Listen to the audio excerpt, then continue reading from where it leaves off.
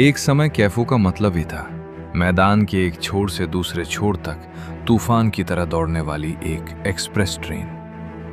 लेकिन उनकी ये कहानी शुरू हुई थी साओ पाउलो की एक बेहद साधारण बस्ती से, जहां एक फुटबॉल के लिए जिंदगी दांव पर लग जाती थी और सपने देखने के अलावा पास में कुछ नहीं था। मार्कोस इवांजेलिस्ता डे मोरेस, जिन्हें पूरी दुनिया कैफू के नाम से जानती है, उस आम से लड़के ने एक दिन ब्राजील के कप्तान बनकर विश्व कप जीत लिया था। साओ पाउलो एफसी से अपने करियर की शुरुआत करके कैफू ने जल्दी ही साबित कर दिया था कि वे कोई आम राइट बैक नहीं है। डिफेंस संभालने के साथ साथ आगे बढ़कर आक्रमण करने की जो आधुनिक शैली होती है, वे उसके बेहतरीन उदाहरण थे और इसका परिणाम उन्हें 1994 के अमेरिका विश्व कप में मिल गया।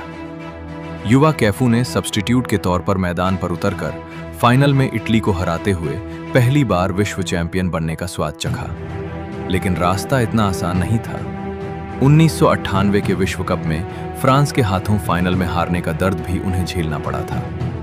पर एक चैंपियन हार मानकर घर नहीं बैठता।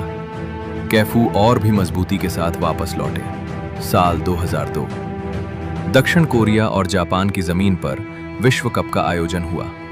रोनाल्डो, रोनाल्डिन्हो और रॉबर्टो कार्लोस जैसे दिग्गजों से सजी उस ब्राजीलियाई टीम की कमान कैफू के कंधों पर थी।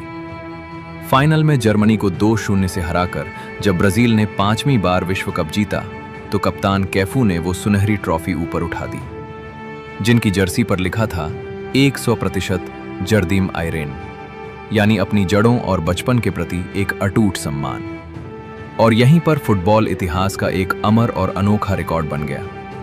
कैफू इतिहास के इकलौते ऐसे खिलाड़ी हैं जिन्होंने लगातार 3 फीफा विश्व कप के फाइनल खेले हैं, 1994, 1998 और 2002।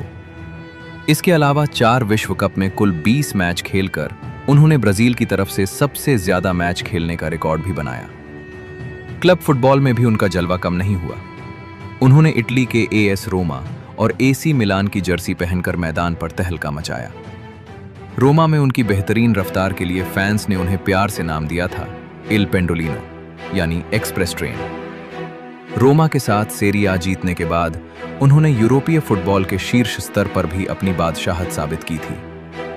कैफू की ये जिंदगी हमें बार बार एक ही बात सिखाती है, आप कहां से आए हैं ये मायने नहीं रखता, आपका लक्ष्य क्या है ये महत्वपूर्ण है। बस्ती का वो साधारण लड़का आज फुटबॉल इतिहास का एक अमर लेजेंड बन चुका है, जिन्होंने सिर्फ ट्रॉफी नहीं जीती बल्कि ऐसा इतिहास रचा है जिसे पीढ़ियों तक लोग याद रखेंगे।